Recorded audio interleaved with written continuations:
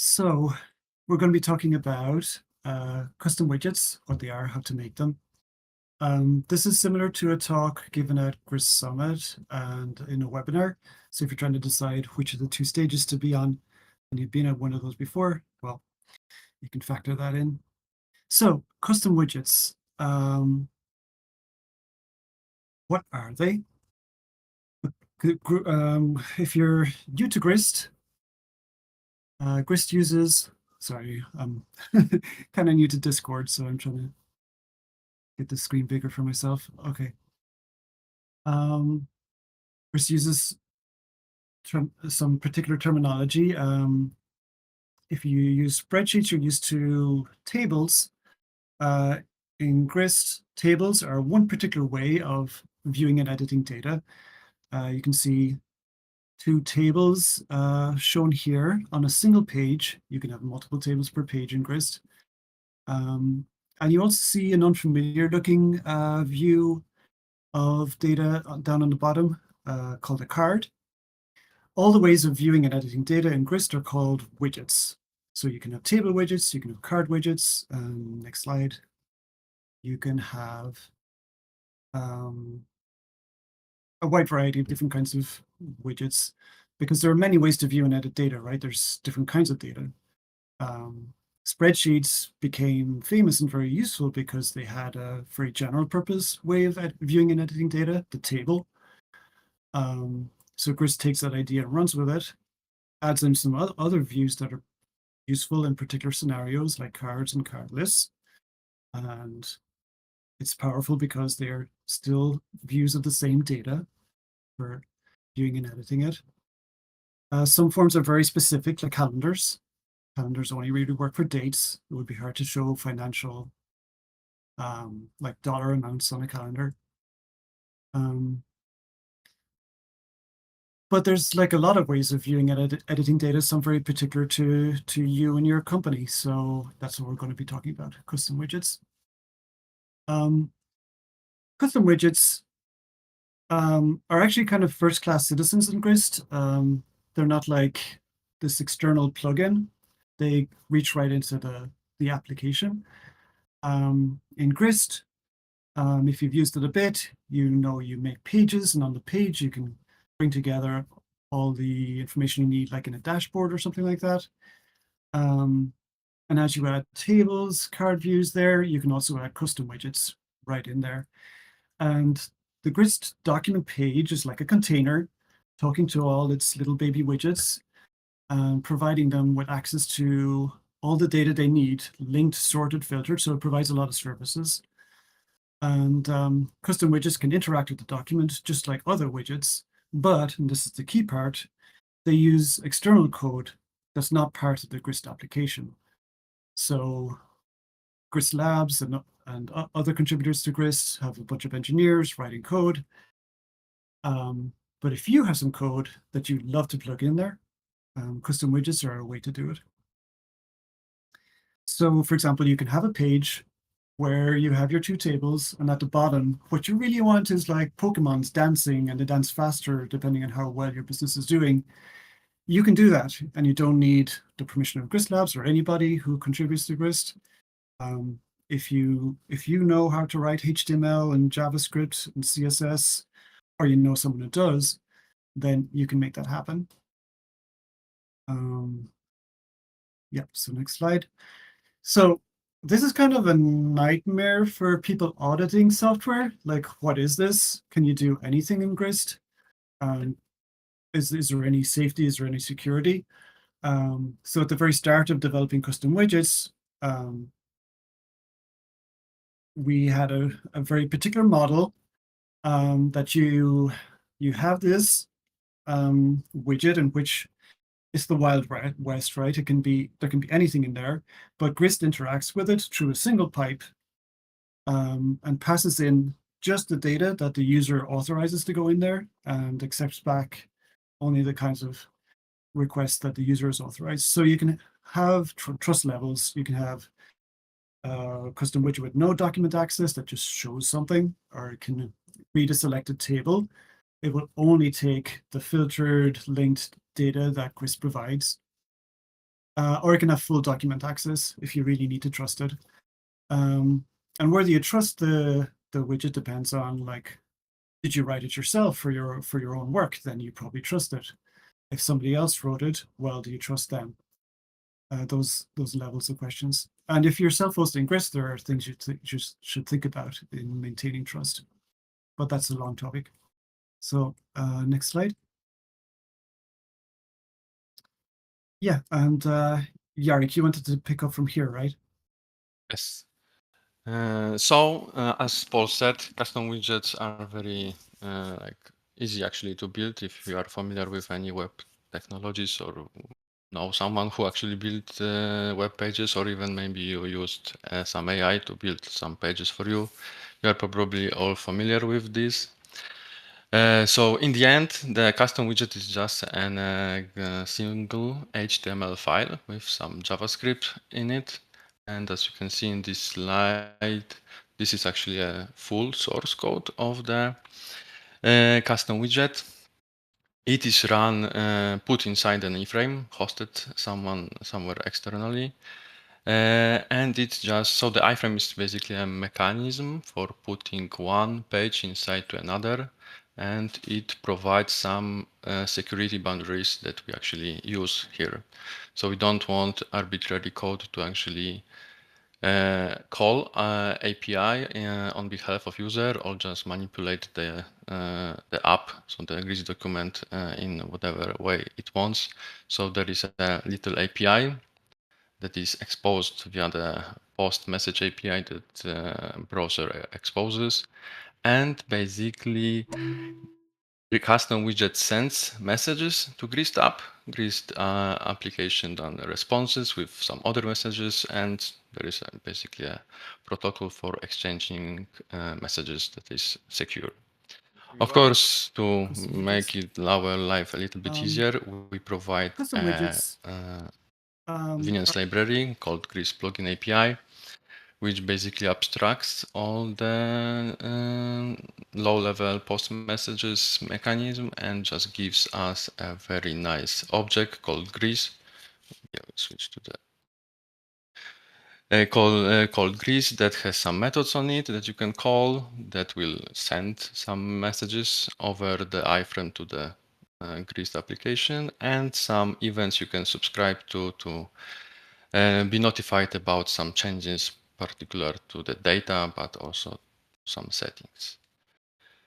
And here there is actually, this is actually a very simple example of a viewer that just shows in JSON format the current row. And this is complete example. Even the gray, the gray outlines are not needed. So only the black lines is all that's needed to actually run this widget, and it will all work. So just to go quickly through it. So first we include our library that is hosted in every instance of Grist. Then we define some UI. This is this pre-tag. And then a script with basically 3 lines. First is just telling Grist that we are ready for for handling any messages that it might send to us. And then we subscribe to the first event, and probably the most useful one and most commonly used, that is called onRecord, which will be called by the Grist document every time the current record, so the record that the user has selected, is changed. Okay, now let's jump to the code. We'll actually build a very simple custom widget. I will first check, do you see my code view or not? I'm not seeing the code view. Okay, so let me just stop sharing and share one more.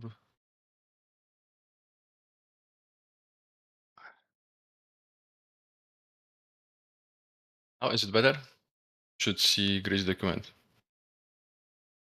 Seeing a Grist document, yeah, but Okay. not a code view. Did you say? No, this should be.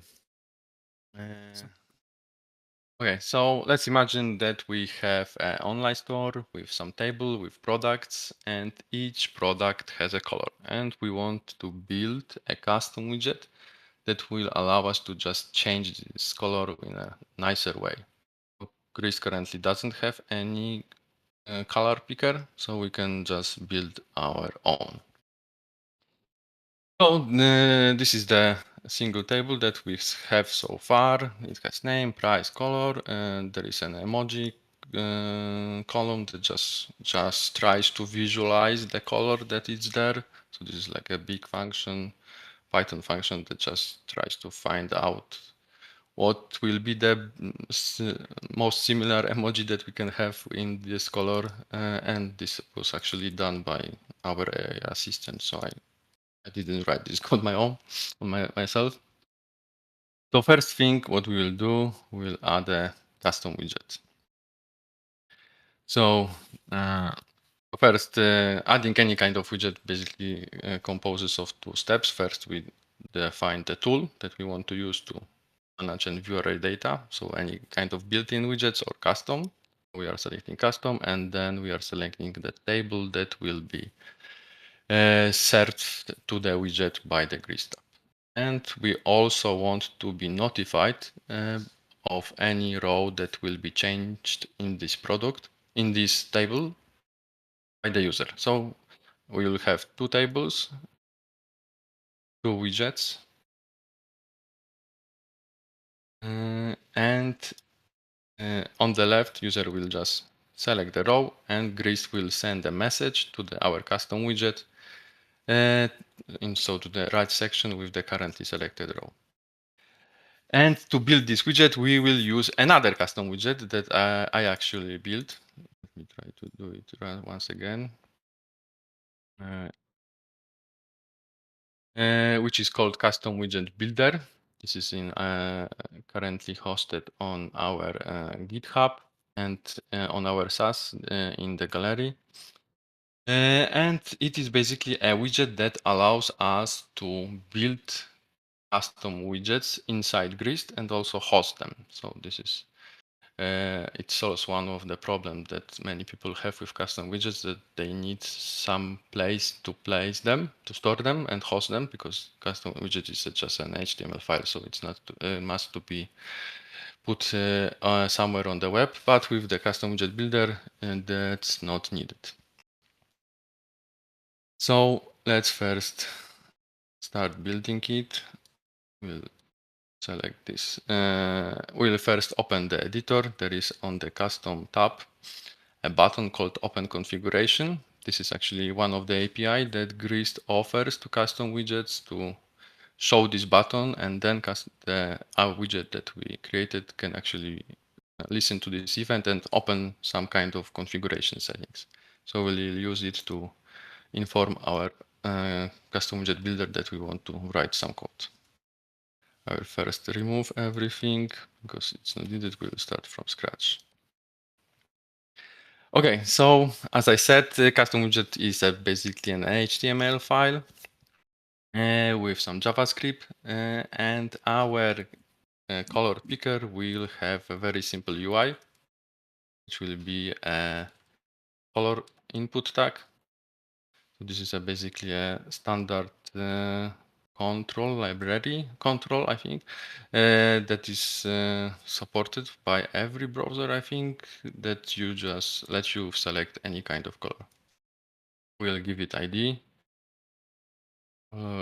input, and we'll just close the tag. And we can check if it works. It works. We are shown with the color editor. We can change the color, and it looks pretty much good.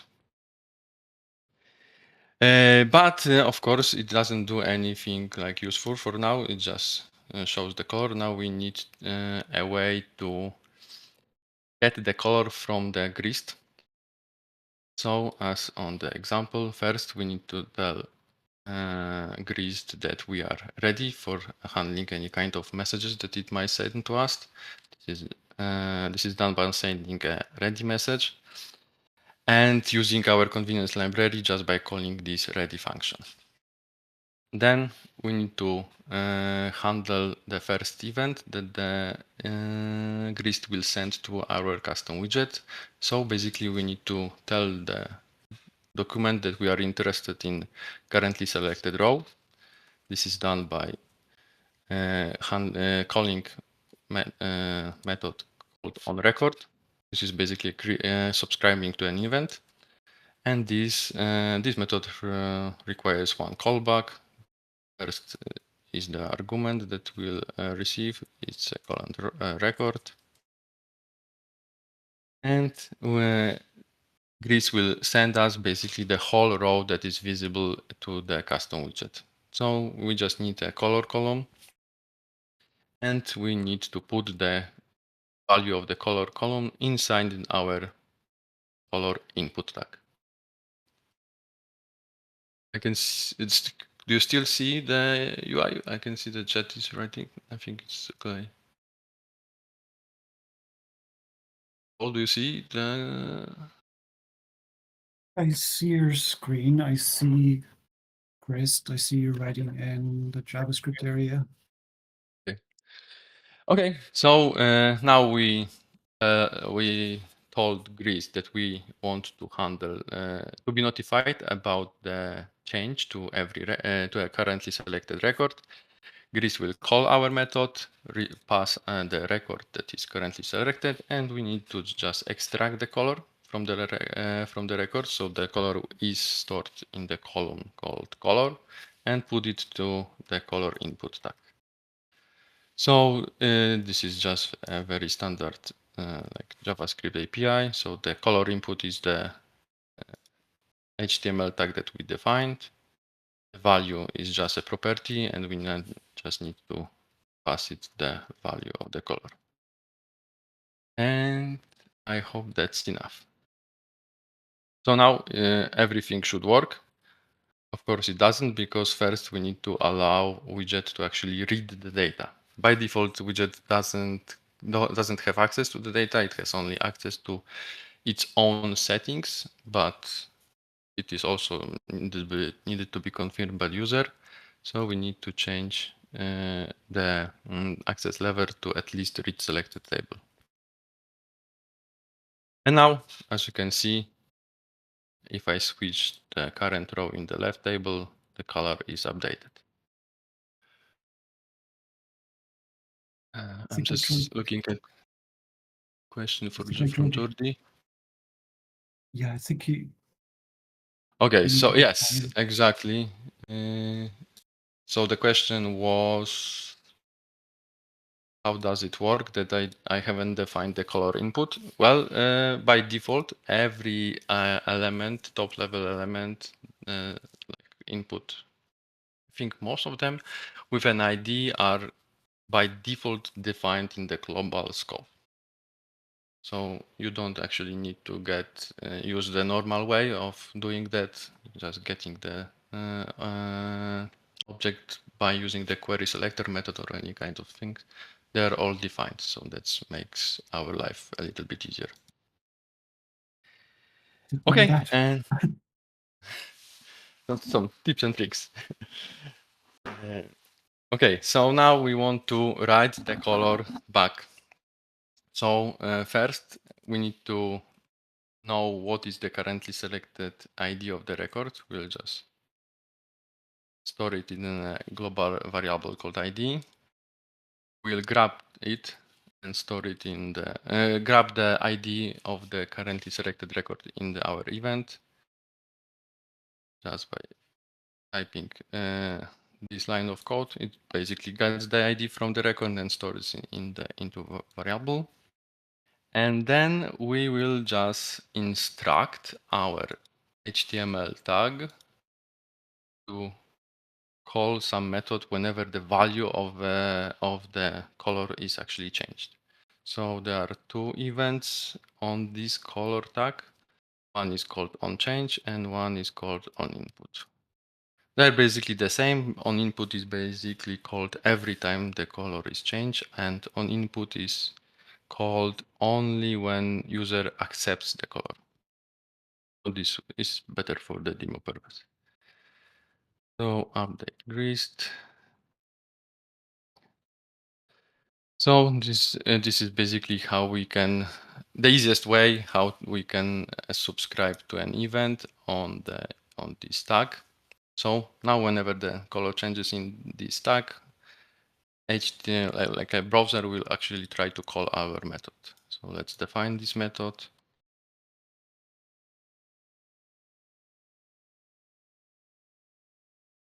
Okay, we took the color the value of the color from this parameter. So this is basically how we get the value of the selected color of or value of any kind of input tag. This is the value.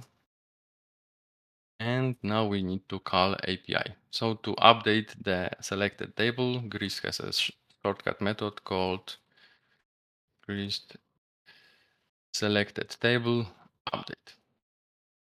And it basically accepts a record object. So if you are familiar with how our API works, you know that all data is exchanged, like sent or received by passing records with a the same with a very simple structure.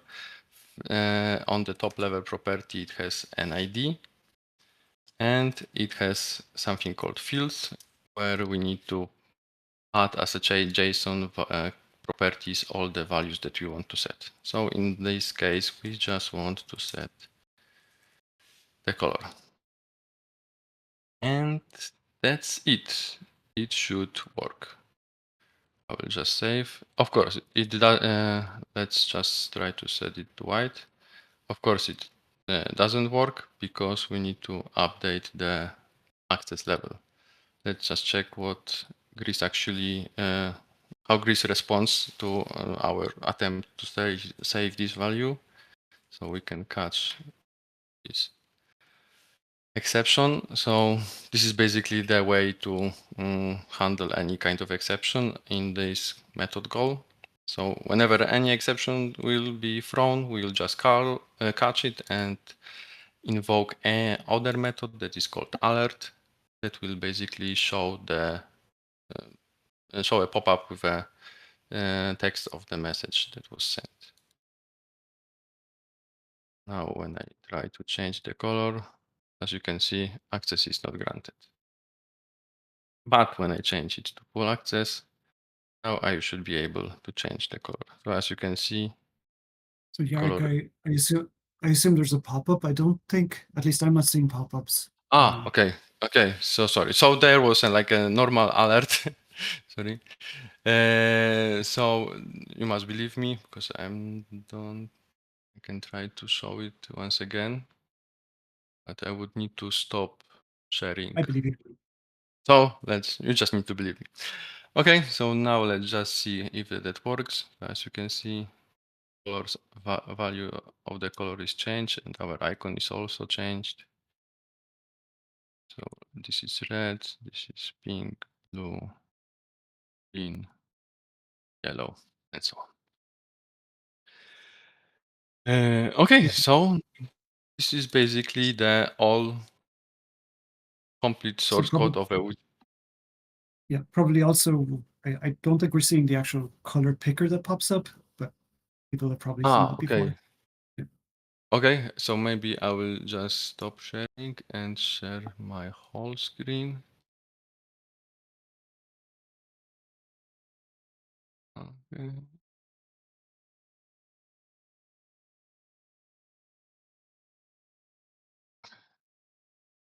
Okay, so this is the color picker.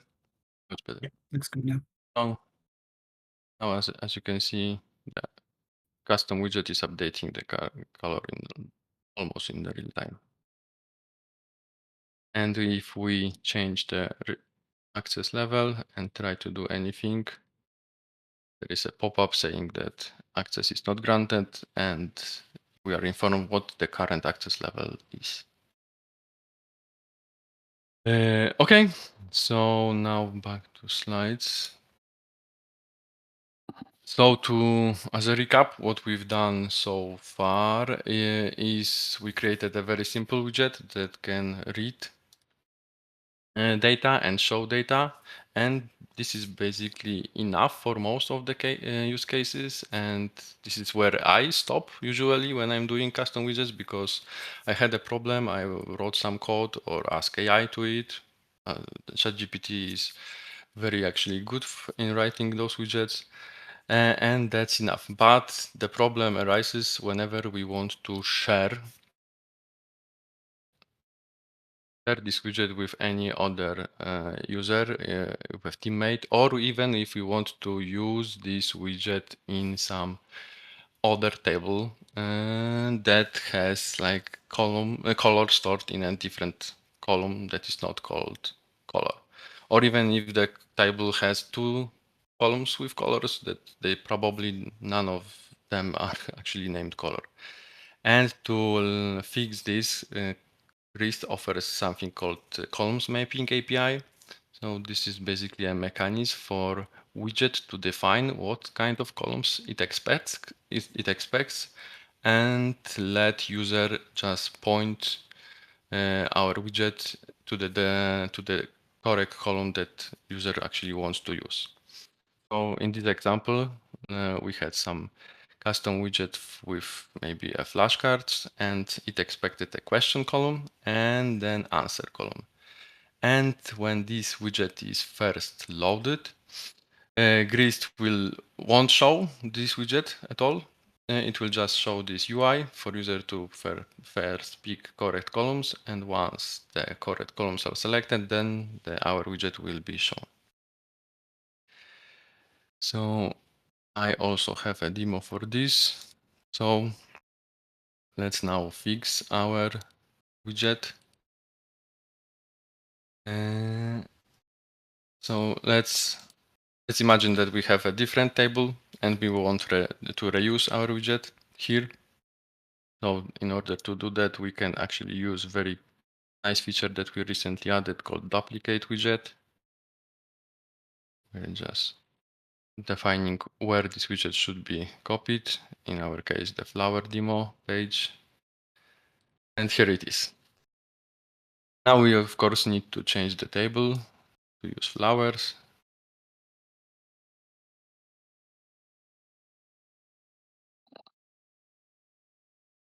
And as you can see, by default, this widget doesn't work because it assumed that the color is stored in the color table. And so that's what we want to fix. To do that, Grist exposes very nice UI to fix that. First of all, we need to let Grist application know what kind of column we need. So this is done by sending some payload in the initial message, and has a property called columns, and this is just basically an array of columns names that we want. So we at least want a color column. So let's see how it will work. So as you can see, just as I started it, Grist knows that the column is not mapped for the color column, and first of all it unloads our widget, and then shows a UI for in the clarity panel for picking a right column. We'll pick the primary column of the flower, and now my widget is loaded and it should work. Of course, it won't work at the start because we haven't done anything. We just mapped one of the columns. So now we'll use a function that our Grist library provides for us to map the column names from the records to the one that we expect. So the function is called map column names. It just expects the record that was sent by the Grist, and it will basically create a very similar record, but the name of the properties will be actually what we defined previously. So At this stage, this widget should work. It should at least show what color is selected. So as you can see, it works, but we need to also update the second part, so writing colors back. And there is a very similar function for us to map the colors back. So I will define a variable to store all the fields, and we'll use map columns back function. So this is basically the same function, but in an opposite way. So we'll pass an object, and JSON object like in form of a JSON that has a property color and value, and it will map it. It will create another object with fields that are correctly named and have the names that user selected in the mapping. And we just need to set the fields here. And that's all. There is one quirk about that function, that it actually also maps ID. So I need to also delete this ID. ID is very useful in other use cases that I won't show. That's why this map column names function also includes. And we need just to remember that the ID need to be deleted. And I think that's enough. So when I change this to white, I need to change access level. And if I need to change it to white, as you can see, it worked. And we can, of course, copy this widget to also add a picker for the second column. Just add it nicely here and map the second column and test if that works. Yeah. So that works, and this is basically the end of the demo. I'm checking if we have any questions. I think not so far.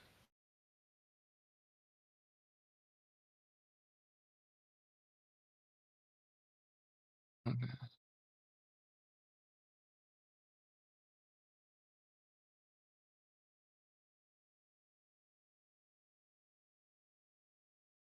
Okay, so there was a question.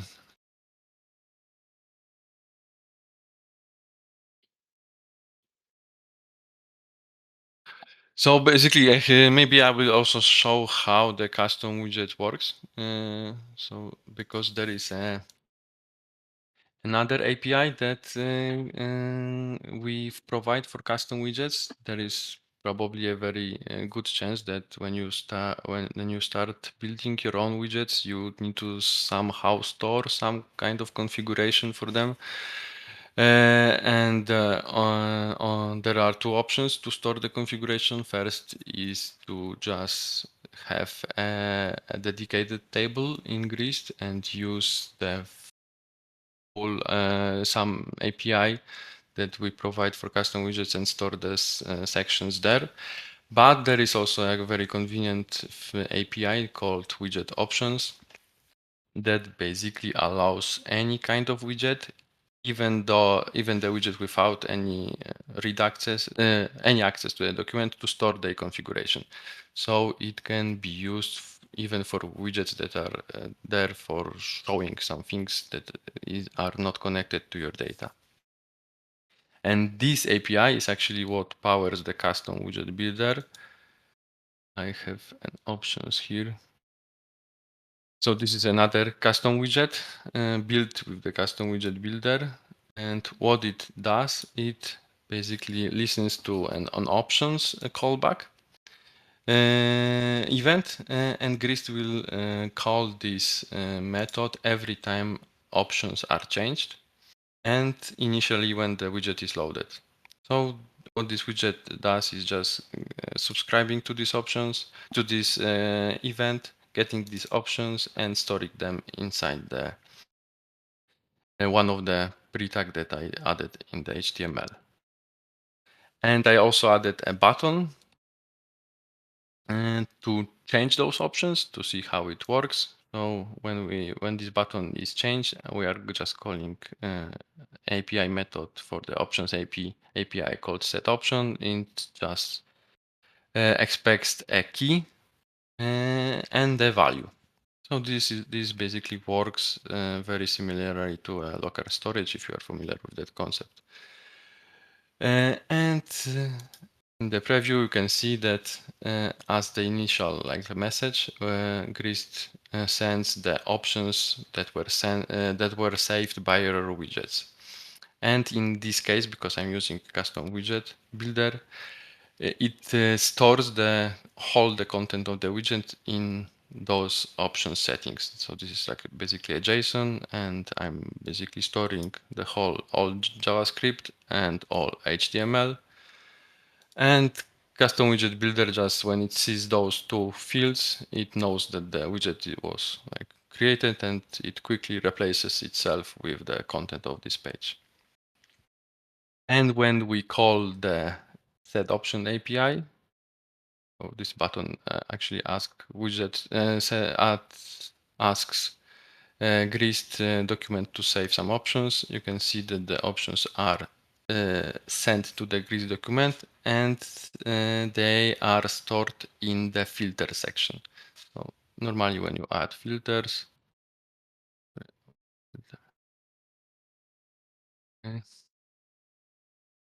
then when you change it, for example, then the filters are not immediately stored. They are just stored in your tab session. You need to click this button in order to save, and the options from custom widgets are also stored in those filter settings, because the reason behind introducing the options API was to actually also support some kind of custom filtering or other use cases. So when I click this button to change some option, every time I will change it, the Grist will know that the options are safe and will show user a button to save this. So that's why the option API even works for the widgets that don't have any kind of access, because by default they are not saved. User still needs to confirm that he wants to save the changes. Okay, and I think yes.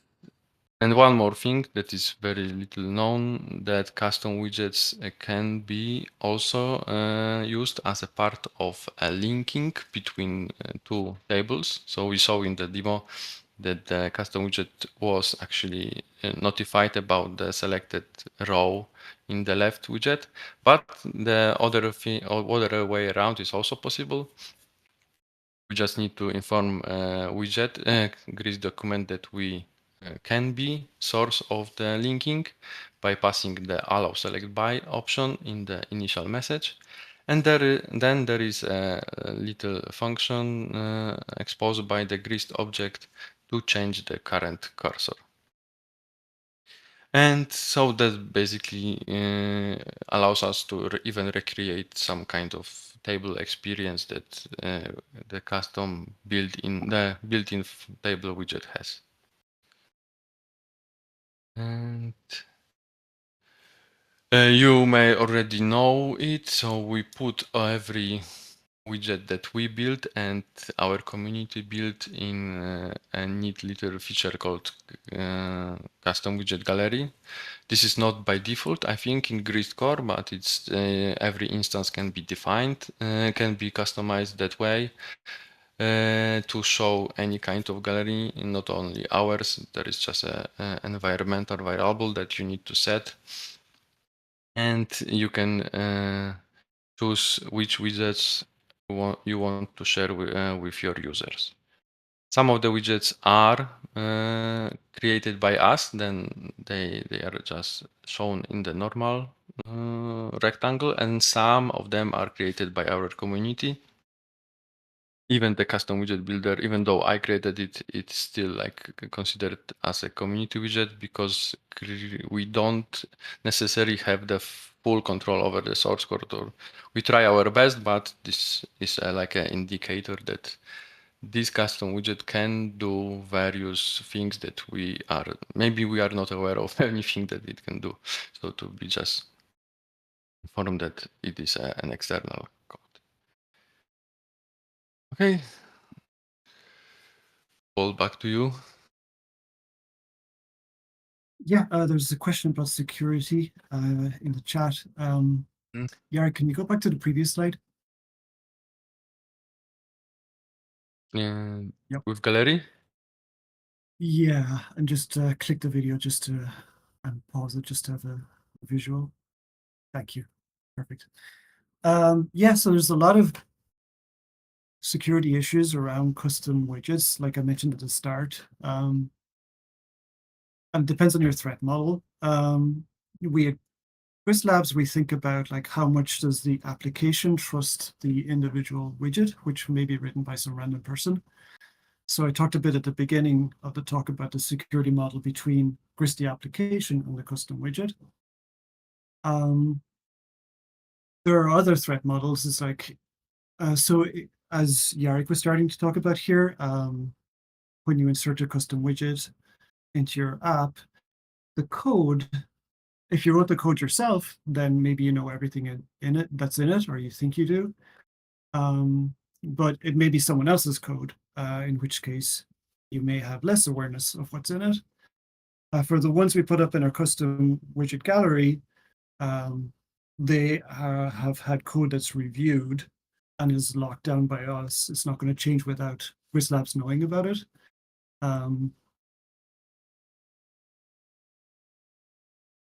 And some of them we've reviewed for like quality in terms of like, do they support dark mode? Do they work well on mobile? And so on. So there are different like levels of custom widget. If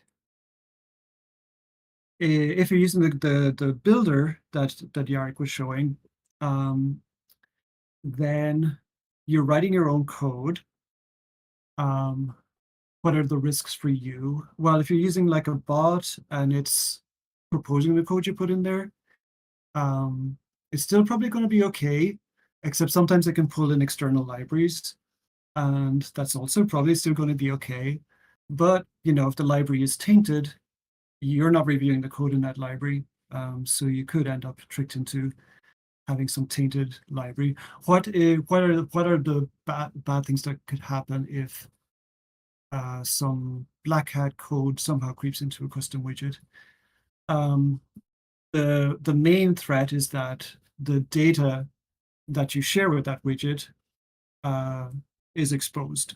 So if there's a custom widget and you think it's to make a Pokemon dance, but actually what it does is also send your information to be shown on a billboard in Times Square, well, that's what's going to happen. And if it has full document access, then it could also write back. It could read from anything in your document and write to anything in your document. So like there's a model of trust here, which like anybody running a SaaS for Grist, like ourselves, or denoming NCT, would have been thinking through. If you're self-hosting Grist, there's another issue you should think about, which is it's important that the widget sources, this is a bit technical, all the assets, the HTML and the JavaScript, be served from a domain that is distinct from the domain that Grist is running on. They can all come to the same server, but they should be on different domains. That's to protect cookies, because otherwise, if the code were tainted, it would have access not only to the data being shared with it, but it could also get at your cookies. You could get at the Grist cookies. Because if it were on the same domain. So if you're on like a professionally hosted Grist, like our own one, or Denoms, and the French administration, that's taken care of. If you're doing it yourself, you're using untrusted code, then you might want to think carefully about that and read the documentation carefully. Other threat models, there's probably other ones. There are long discussions about security. Celine, I don't know if I got at the issue that you specifically were wondering about. Jarek, do you know of any specific security problem with the custom widget builder? You already asked about that. No. It's the same Again, issue. I guess You there was hear a me? question in the chat about, yeah, I do. Yeah. I guess there might be a lag. There was a question in the chat about who gets to open the configuration. And I think anybody can view the configuration. Mm. And I believe that the people who can write to it are those with structure access to change the structure of the document. Yes, this is exactly like filters. So everyone can see it, but if you are not an editor, you can't save it. So even if you are an viewer, the Grist, like there will be creator panel, it will be grayed out. So the button will also be grayed out. So you don't see the code, but the code is still there because it just, so if you can inspect it in the developer tools. So it's just hidden from you, but it's still accessible as just as filters. Okay, great. So thanks for those questions. And Steve is asking about dark and light mode. He was playing around with the custom widgets, noticed that the markdown widget isn't doing the right thing, and asking the question, since it's not automatic, how do you do it intentionally? This is good. I'm getting there. Can you go on to the next slide, Eric? Okay, we'll get there, Steve. So just reviewing, like the motivation for custom widgets was you have your spreadsheet, you have your data, you find you want to view it in some particular way or edit this in some particular way, but you don't want to make a whole big project of it. Custom widgets that you do that. You don't have to deal with authentication. You don't need to deal with users and logins. You don't have to deal with integrating with the Grist UI so much, like trying to pull in just the right data. Grist hands it to you on a platter. So if you go on to the next slide, so there's all sorts of ways to view data. Tables and cards are like the value of spreadsheets is that they're quite general purpose. And then the extra value that Grist also gives you is that you can have that general purpose and also have your unique particular view. And the barrier to making it is quite low. But let's talk about that barrier a little more, like Steve noticed. Next slide. Okay, so in this talk, we've talked about what we think of as level one, where you're writing a custom widget, you want it to work for you, you do something rough and ready, maybe use a bot to help you with the code. You can make it look quite nice and make it work for yourself and for your team. That's great. It's working in your document. Level two, Jarek started talking about a little bit. This is where your custom widget is getting reused a bit by yourself, by your team, maybe for people outside your team. There you might arrange for column mappings to be easier to make so that it's not tied to particular column names, that kind of thing. So that's an extra level of work. The work to this point is not that significant. Like a lot of people with HTML, JavaScript skills can do it. Level three, now it's starting to get professional, right? You're worrying about how does this going to look on mobile? How's it going to look on tablet? How's it going to work on desktop? And to work in more circumstances. So just you still might be just a single team, but people accessing your document in various ways. And now you're kind of getting into like actual web development work. And there's nothing specific to Grist about it, which is the nice thing. So there's huge resources to help you learn how to do that. Or you can hire someone to do it. And then level four, near native level polish. So you can get pretty darn close to the quality of Grist's own like built-in widgets in a custom widget if you work at it. And we've added support to that. And in fact, the calendar widget in Grist is written as a custom widget. It's our only native widget that actually isn't in the same code base. It's external. And sometimes you can feel it in it, but it's pretty good. So you can have dark mode support. The custom widget can know whether it's dark mode or not. I think there's a theme that gets inserted, and then you can use those variables. Yark's nodding his head, so I'm assuming I'm not saying something crazy. I believe that's how it works. There's a way to do localization. Of course, the translations actually need to be made, but the support is there. And making undo and redo work nicely. That's difficult. I don't know if we do that much to help, but you can, like for the calendar widget, we just thought fairly carefully about how it's going to work, and things were okay. Yark, do you want to say anything more about like the implementation of how practical these are? Like, for example, Markdown. So the widgets we wrote ourselves, the custom widgets we wrote ourselves. When Grist itself grew dark mode support, we added dark mode support to some of the widgets, but it's not necessarily automatic. Yes, to be honest, I'm a little bit surprised that Markdown widget doesn't support custom. So this is like a bug it should support. If you inspect use the developer tools to check how the HTML is rendered, so you can see. I'll just make it bigger.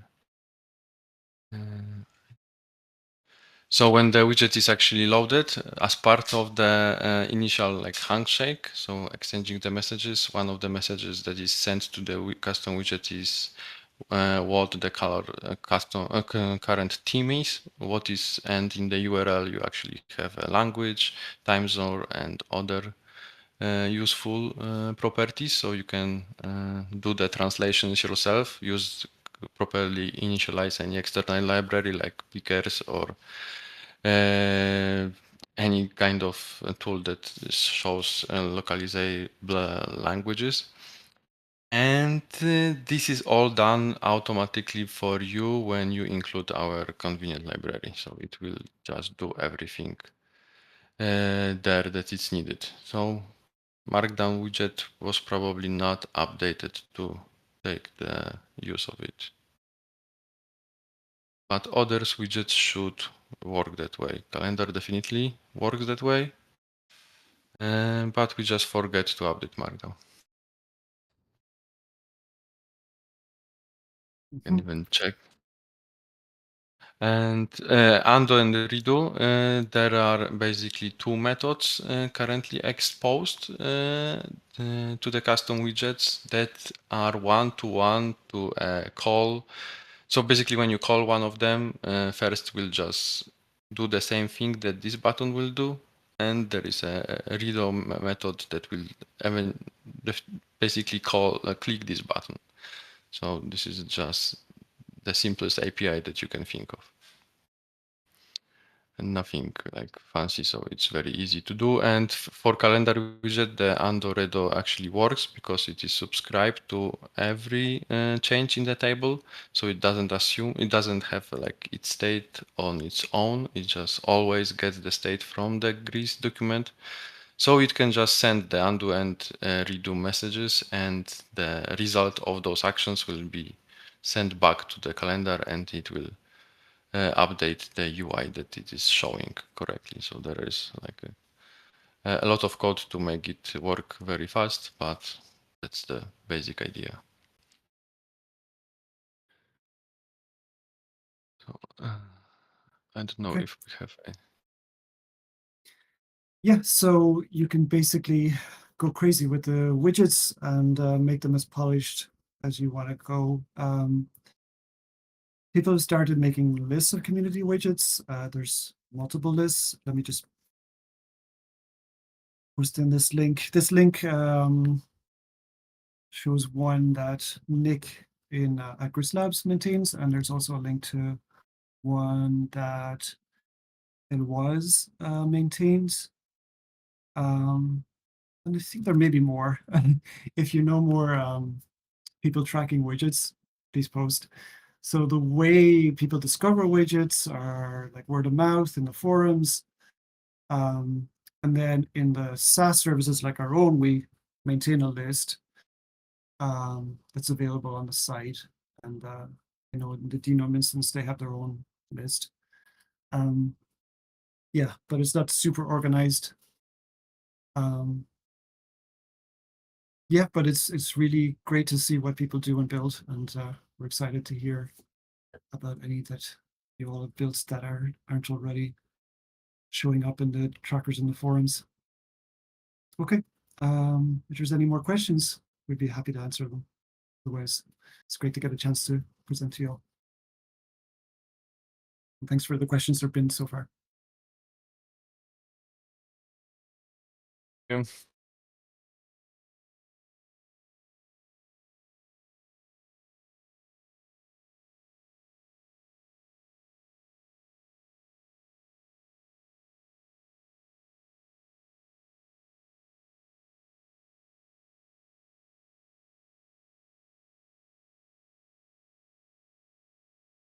Glad to hear it. I've seen some of Celine's widgets and they're pretty amazing. Nowadays, I basically use AI for that. ChatGPT has introduced something called projects, so when you can link many source files, so it basically works very similar to the Google Notebook LM. And when you feed the all our API about widgets, some examples of that, my custom widget to it, it actually can create custom widgets on its own. So the entry level now is very easy.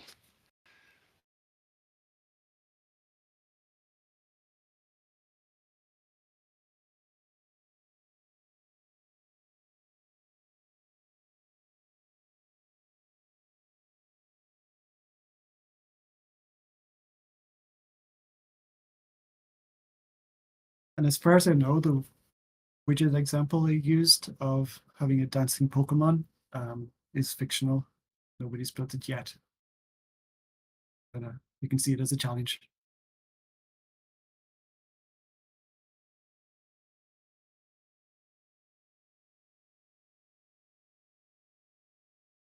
As Grist is missing like native Kanban widget definitely, and we should talk about including your Kanban widget. Grist has. Yeah, there's a bunch of competing Kanbans out there. They're getting Yes. really good. I even have my own also. You have one too? Yeah. Oh my God. But you know, and ChatGPT built it for me, so I haven't. I wrote it in English. Celine says she was first. Yes, I know you're first. Okay,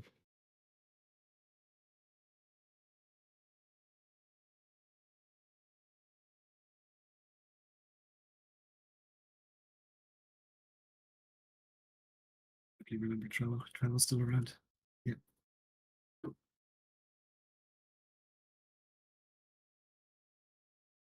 All right. Well, I think that's it. Thanks a lot, everyone. Thank Cheers. you very much. Cheers. Bye.